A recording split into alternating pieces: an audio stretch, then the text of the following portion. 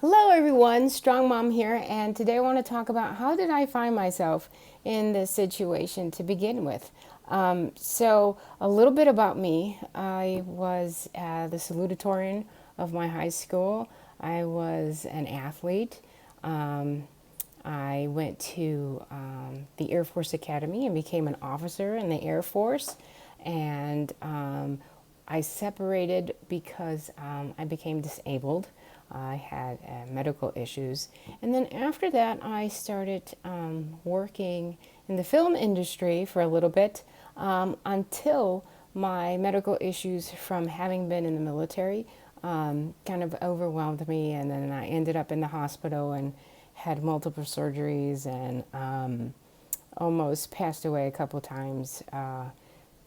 And it was really rough. At the end of all that, I found myself partially paralyzed, so and with nerve damage and neurological disorders, and so it was really hard to get back up on my feet, literally, start walking, and let alone be the person who I remember myself being. The most important thing to me is my family, and I have two children, as you know, and I wanted to take care of them. And virtually, it seemed many times that that was impossible. Through all of that, I found a way to support my kids, and I even when I was most sick, I was still bringing money in to the house and trying to help, my family all the way until I was in the hospital dying. So, that being said, one can say, hey, you know what? You're a dedicated person. You're a strong, hardworking person. You give your best and put your best foot forward.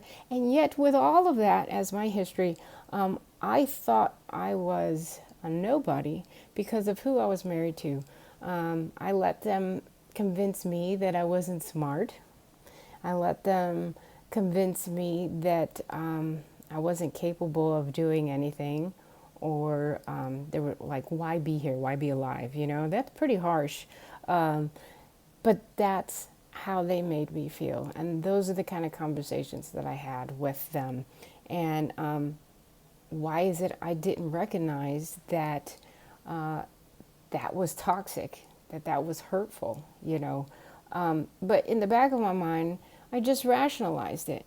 You know, there's a point that all people have in their life where they make a choice, and as they move forward that with that choice, if they're not happy, unfortunately unfortunately they invest more in that choice because they're trying to fix it instead of taking a step back and realizing, maybe this isn't the best fit.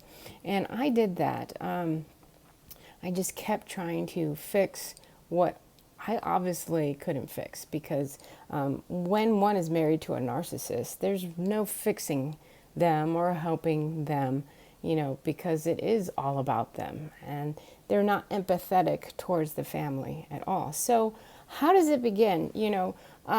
Narcissistic people have great charisma, and when they focus on you, they make you feel like they really love you and that they would do anything for you. And I came from a family that had, growing up, it had hard times emotionally, and my parents were, they had a terrible time. They didn't really love each other, and I just felt lost and lonely growing up. So when I grew up, I just wanted to find someone who would love me. I wanted to find that special someone that I could grow old with.